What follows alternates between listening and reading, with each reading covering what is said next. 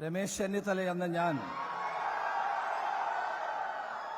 നിയമം വഴി സ്ഥാപിതമായ ഭാരതത്തിന്റെ ഭരണഘടനയോട് നിർവ്യാജമായ വിശ്വസ്തതയും കൂറും പുലർത്തുമെന്നും ഞാൻ ഭാരതത്തിന്റെ പരമാധികാരവും അഖണ്ഡതയും നിലനിർത്തുമെന്നും ഞാൻ കേരള സംസ്ഥാനത്തെ ഒരു മന്ത്രി എന്ന നിലയിലുള്ള എന്റെ കർത്തവ്യങ്ങൾ വിശ്വസ്തയോടും മനസ്സാക്ഷിയെ മുൻനിർത്തിയും നിർവഹിക്കുമെന്നും ഭരണഘടനയും നിയമവും അനുസരിച്ച് ഭീതിയോ പക്ഷപാതമോ പ്രീതിയോ വിദ്വേഷമോ കൂടാതെ എല്ലാ തരത്തിലുമുള്ള ജനങ്ങൾക്കും നീതി ചെയ്യുമെന്നും ദൈവത്തിന്റെ നാമത്തിൽ സത്യം ചെയ്യുന്നു.